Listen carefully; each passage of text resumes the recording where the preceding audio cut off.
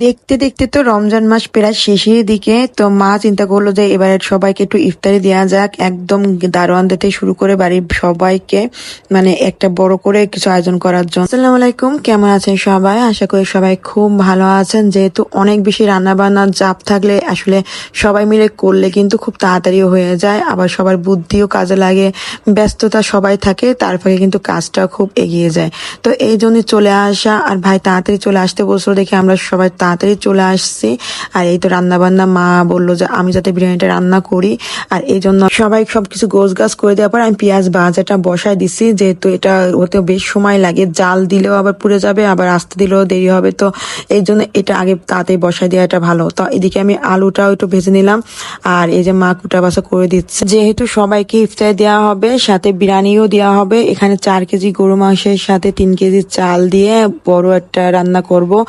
আর এজন্য আমি আগে থেকে সবকিছু প্রিপারেশন নিয়ে রাখছি। এখন মাংসগুলো সুন্দর করে ধুয়ে তারপর আমি এটা মেরিনেট করে ফেলবো।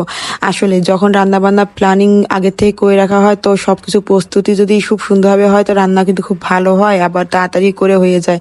তো এদিকে আমি একটু মেরিনেট করে রাখতে চাইছিলাম বেশ অনেক সময়, কিন্তু দেখলাম যে বেলা যেহেতু চলে যাবে, অত টাইম করে না রাখি, তাড়াতাড়ি করে একটু হাতে মাখায় তাড়াতাড়ি পুরো বসাই দিই, যাতে করে বিরিয়ানিটা অন্তত দমে রাখতে পারি অনেকক্ষণ। কারণ বিরিয়ানির মেন মজাই হচ্ছে যত দমে থাকবে তত মজা।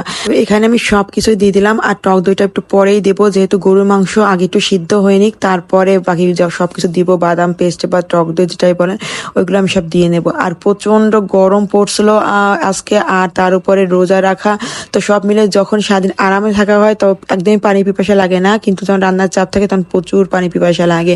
আর আমি এই যে এই পাশের চুলায় এখন বসাই দেবো রান্নাটা, আর রান্না করার জন্য বড় একটা হাঁড়ি বের করে ফেলছে, যেহেতু বেশি রান্না আর এটা হতে একটু সময় নিবে, তার ফাঁকে সব রান্না বান্না হয়ে যাবে। আর এটা করার জন্য কাবাব এই যে ভিজায় রেডি করে ফেলা হয়েছে, আর ওখানে চিকেনের টক করা হবে, মানে বিরিয়ানির সাথে খাওয়ার জন্য সব গোছ গাছ। ব্যাস আমি শুধু এটা মেরিনেট করে রাখবো, আর চিকেন ফ্রাই করবো যাতে করে বাচ্চা কাচ্চাগুলো খায়। তো এখানে এই যে এটা আমার জন্য পানি একদমই উঠে গেছে, আর এখন দিয়ে দেবো আমি এটা বাদাম বাটা, মানে সব রকমের বাদাম পেস্ট করে নিয়েছি, আর এখানে দিয়ে আমি টক দইটাও দিয়ে দিছিলাম। আসলে পাট করে ভিডিও যতটুকু পারছে অতটুকুই নেওয়ার চেষ্টা করছি, কারণ খুব বেশি তাড়াহুড়া কাজ থাকে, তো ভিডিও নেওয়ার কথা কিন্তু অত মনে থাকে না, হাতও খুব বেশি ভ্রমণ থাকে, তো মোবাইলে সবসময় ওরকম নিয়ে আসাও যায় না, কিন্তু তারপরও করতে হয়। ইদানিং যেটা হয়েছে আমারও খুব বেশি শরীরটা ভালো না, তারপর মনের দিক থেকেও আমি বেশ একটু মানে খারাপ, তো সব মিলায় আমার আসলে রান্না বান্না করার প্রতি একদমই কোনো মন নাই। এই জন্য মা আমাকে পাঠিয়ে দিছে রান্নাঘরে যে তুই বিরিয়ানিটা রান্না কর, তোর হাতে ভালো হয়। তো এই জন্য আর না করতে পারিনি, আমি বিরিয়ানি রান্না করতে চলে আসছি।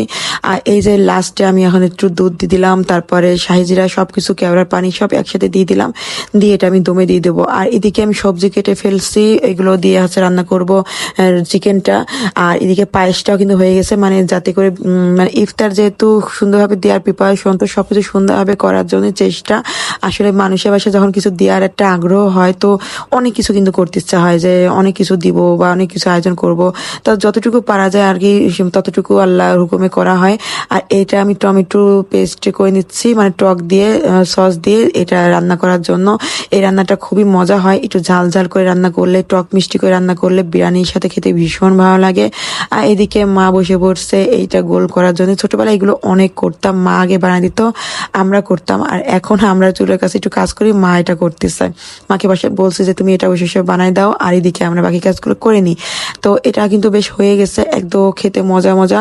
আর যেহেতু জায়ন এগুলো খাবে না, তো জায়নের জন্য আলাদা চিকেন ফ্রাই করে রাখা হয়েছে। আমি বসে পড়ছি ফল কাটতে, একদমই খুব তাড়াতাড়ি দিয়ে দেবো, 5টার ভিতরে করার চেষ্টা, কারণ হচ্ছে সবার তো আবার রেডি হয়ে আমাদেরকেও বসতে হবে। আর এই জন্য তাড়াতাড়ি যত তাড়াতাড়ি পারা যায় ইফতারিটা দিয়ে শেষ করে ঝামেলা শেষ হবে।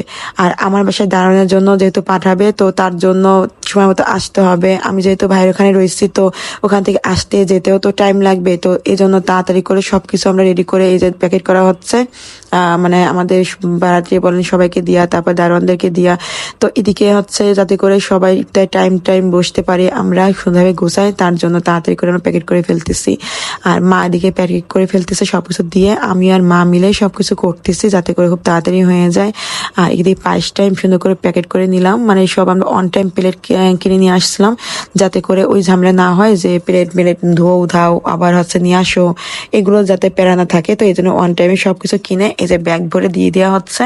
এগুলো নিয়ে চলে যাবে আমার বাসার দারোয়ানদের দেওয়ার জন্য, যেহেতু আমার বাসার দারোয়ান 2জন থাকে। তো তাদেরকে আগে থেকেই ফোন করে বলে রাখছিলাম যে কাকা আপনারা কিছু করেন না ইফতারে, আমি বাসা থেকে মা সব পাঠিয়ে দেবে, আপনারা তাই খাবেন। তো তারা ওই অপেক্ষায় রয়েছে, এই জন্য তাড়াতাড়ি করে দেওয়া নাই, তো দেখা গেল যে দেরি হয়ে গেল, তারা আবার চিন্তা করবে। আলহামদুলিল্লাহ ইফতারের সময় ইফতার করাতে আসলে ভীষণ ভালো লাগে, সব মিলে দিনটা বেশ ভালোই গেল।